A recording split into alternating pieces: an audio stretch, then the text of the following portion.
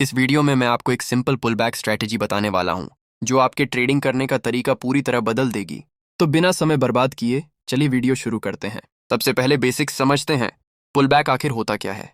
Pull back एक छोटा correction होता है जो किसी एग्जिस्टिंग ट्रेंड के अंदर होता है।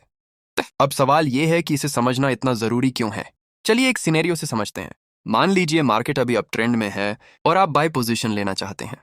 अगर आप एक एक्सपीरियंस ट्रेडर हैं तो आपको पता होगा कि ट्रेंड कभी भी सीधा ऊपर नहीं जाता। अधिकतर ट्रेंड्स ऐसे दिखते हैं, प्राइस हायर हाइज बनाता है और बीच बीच में पुल बैक्स आते हैं। अब अगर आप उस समय एंट्री लेते हैं जब प्राइस ऑलरेडी हायर हाई बना रहा है तो चांसेस हैं कि पुल बैक आ जाए या ट्रेंड रिवर्सल हो जाए। इसलिए रिस्क लेने के बजाय बेस्ट अप्रोच ये है कि आप पुल बैक का वेट करें और फिर एंट्री लें। इससे आप बेसिकली कम रिस्क पर ट्रेंड को बाय कर रहे होते हैं। अब आप सोच रहे होंगे, मुझे कैसे पता चलेगा कि पुल बैक यहीं खत्म होगा और आगे नीचे नहीं जाएगा? तो अपने रिसर्च के आधार पर मैंने 3 कॉमन लेवल्स पाए हैं जहां पुल बैक अक्सर खत्म होता है। Level 1, support and resistance. चलिए एक एग्जांपल से समझते हैं। लेफ्ट साइड में हमने देखा कि प्राइस ने इस लेवल को कई बार रिजेक्ट किया। इसका मतलब ये एक स्ट्रॉन्ग रेजिस्टेंस एरिया है। फिर प्राइस ने इस रेजिस्टेंस को ब्रेक किया और उसके बाद पुल बैक आया। ध्यान दें, पुल बैक कहाँ खत्म हुआ? वही प्रीवियस रेजिस्टेंस अब सपोर्ट बन गया। इसके बाद प्राइस और ऊपर गया और फिर एक और पुल बैक आया और इस बार भी पुल बैक वहीं खत्म हुआ जहां प्रीवियस रेजिस्टेंस था जो अब सपोर्ट बन चुका था। यही कॉन्सेप्ट डाउन ट्रेंड में भी अप्लाई होता है। अब अगला लेवल जहां मार्केट पुल बैक लेता है वो है ट्रेंड लाइन। इस चार्ट में हमने एक ट्रेंड लाइन आइडेंटिफाई की। डाउन ट्रेंड में क्या होता है? डाउन ट्रेंड में हम ट्रेंड लाइन को ऊपर की तरफ ड्रॉ करते हैं क्योंकि प्राइस ने इस लेवल को कई बार रिजेक्ट किया होता है। अब ध्यान से देखें, प्राइस ट्रेंड लाइन तक पुल बैक करता है और फिर नीचे गिरता है, फिर दोबारा ट्रेंड लाइन तक पुल बैक करता है और फिर से नीचे जाता है। ये एक क्लियर एग्जांपल है कि प्राइस ट्रेंड लाइन तक पुल बैक करके रिएक्ट कर रहा है। अब एक और इंपॉर्टेंट लेवल है जहां मार्केट पुल बैक ले सकता है, मूविंग एवरेज। इस एग्जांपल में हमने एक अप ट्रेंड आइडेंटिफाई किया और हमने 50 पीरियड मूविंग एवरेज को अपने की लेवल के रूप में यूज किया। ध्यान रखें, इस एग्जांपल में हम 50 पीरियड इसलिए यूज कर रहे हैं क्योंकि मार्केट पहले इसी लेवल पर रिएक्ट कर रहा था। मार्केट कभी कभी 20, 100 या 200 पीरियड मूविंग एवरेज पर भी रिएक्ट करता है। इसीलिए आपको हमेशा मार्केट के बिहेवियर के हिसाब से एडजस्ट करना होगा। अब चार्ट में देखें, प्राइस मूविंग एवरेज तक पुल बैक करता है और फिर ऊपर जाता है, फिर दोबारा मूविंग एवरेज तक आता है और फिर से ऊपर जाता है। ये एक क्लियर एग्जांपल है कि प्राइस मूविंग एवरेज तक पुल बैक करके रिएक्ट कर रहा है। अब कुछ सिचुएशंस में ऐसा भी होता है कि एक ही चार्ट में आपको मल्टीपल लेवल्स मिल जाते हैं। जैसे इस एग्जांपल में 50 पीरियड मूविंग एवरेज भी है और साथ में एक सपोर्ट लेवल भी इंटरसेक्ट कर रहा है। इसे कहते हैं एरिया ऑफ हाई कॉन्फ्लुएंस। जब प्राइस ऐसे कॉन्फ्लुएंस एरिया के पास आता है तो चांसेस ज्यादा होते हैं कि वहां से रिवर्सल हो। लेकिन ध्यान रखें, आप सिर्फ इसलिए ब्लाइंडली एंट्री नहीं ले सकते कि प्राइस किसी लेवल पे पुल बैक कर गया है, क्योंकि प्राइस उस लेवल को तोड़कर नीचे भी जा सकता है।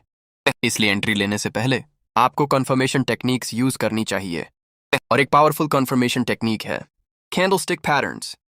चलिए एक एग्जांपल से समझते हैं। यहां हमारे पास एक डाउन ट्रेंड है जहां प्राइस बना रहा है लोअर हाइज, लोअर लोज। इसके बाद हम देखते हैं यहां हमने 50 पीरियड मूविंग एवरेज को की लेवल के रूप में यूज किया है और उसके साथ एक रेजिस्टेंस लाइन भी इंटरसेक्ट कर रही है। इससे यह बनता है एरिया ऑफ हाई कॉन्फ्लुएंस। अब जैसे ही प्राइस इस कॉन्फ्लुएंस एरिया तक पुल बैक करता है, आपको देखना है कि क्या प्राइस यहां किसी तरह का रिजेक्शन दिखाता है या नहीं। इस केस में हमें मिला एक कैंडलस्टिक पैटर्न जिसे कहते हैं बेरिश एनगल्फिंग पैटर्न। इसका मतलब क्या है? जब दूसरी कैंडल की बॉडी पूरी तरह से पिछली कैंडल को कवर एनगल्फ कर लेती है। इससे हमें क्या सिग्नल मिलता है?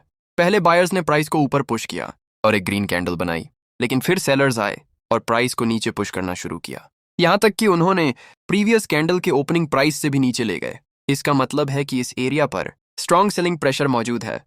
अगर आप और स्ट्रॉन्ग कंफर्मेशन चाहते हैं तो अगली कैंडल का वेट करें और यहां हमें मिली एक और बिग रेड कैंडल, इसलिए यह एक अच्छा मौका है शॉर्ट पोजीशन लेने का।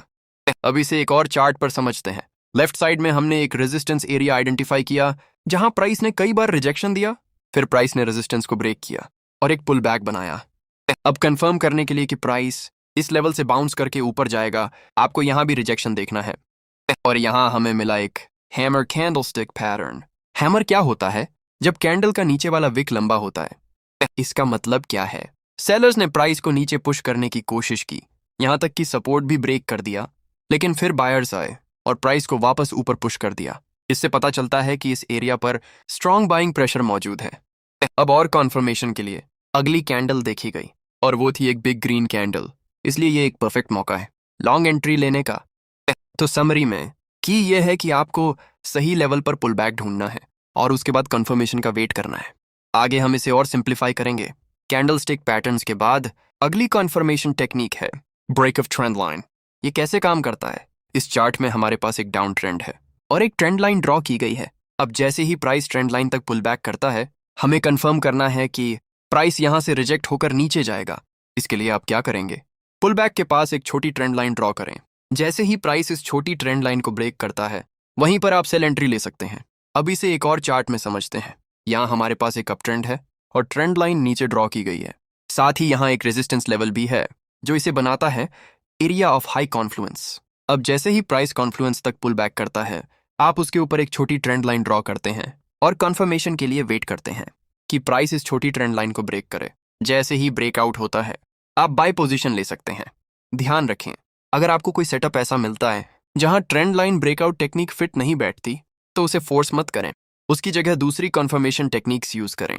जैसे इस केस में हमें मिला बुलिश एनगल्फिंग पैटर्न, तो यहां हमने कैंडलस्टिक पैटर्न से कंफर्मेशन लिया। इसलिए यह बहुत जरूरी है कि आप मल्टीपल कंफर्मेशन टेक्निक्स मास्टर करें ताकि आप सिर्फ एक स्ट्रैटेजी पर डिपेंड न रहें।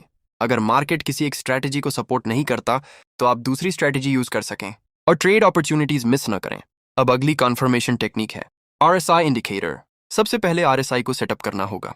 सेटिंग्स में जाए और दोनों वैल्यूज को 50 पर सेट करें। इससे चार्ट में एक मिडल लाइन क्रिएट हो जाएगी। अब स्ट्रैटेजी कैसे काम करती है? यहाँ हमने USD कैडी चार्ट लिया है जिसमें RSI अप्लाई है। राइट साइड में देखें, प्राइस ने इस लेवल को कई बार रिजेक्ट किया। इसका मतलब ये एक स्ट्रॉन्ग रेजिस्टेंस एरिया है। फिर प्राइस ने रेजिस्टेंस ब्रेक किया और पुल बैक बनाया। अब हमें कंफर्म करना है कि प्राइस यहां से ऊपर जाएगा या नहीं।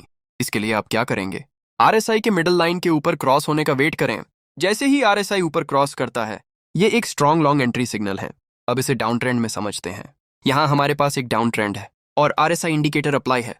प्राइस ने ऊपर वाले एरिया को कई बार रिजेक्ट किया, इसलिए हम वहां एक ट्रेंड लाइन ड्रॉ कर सकते हैं। साथ ही हमें एक क्लियर सपोर्ट लेवल भी मिला, जिससे यह बनता है एरिया ऑफ कॉन्फ्लुएंस। अब जैसे ही प्राइस इस लेवल तक वापस आता है, हमें कंफर्म करना है कि प्राइस नीचे जाएगा। इसके लिए हम वेट करते हैं RSI के मिडल लाइन के नीचे क्रॉस होने का। जैसे ही RSI नीचे क्रॉस करता है, ये एक परफेक्ट शॉर्ट एंट्री अपॉर्चुनिटी है। तो मैंने आपको एक simple pull back trading strategy reveal की है, जिसे आप अभी तुरंत यूज कर सकते हैं। बदले में मैं आपसे बस इतना चाहता हूं कि आप अपने सिर्फ 2 सेकंड्स इन्वेस्ट करें, वीडियो को लाइक करें और चैनल को सब्सक्राइब करें। यह कंटेंट सिर्फ शिक्षा के लिए है। मैं कोई CB रजिस्टर्ड एडवाइजर नहीं हूं। ट्रेडिंग में जोखिम होता है, इसलिए अपने रिस्क और रिसर्च के आधार पर ही ट्रेड करें। किसी भी लाभ या हानि के लिए हम जिम्मेदार नहीं होंगे।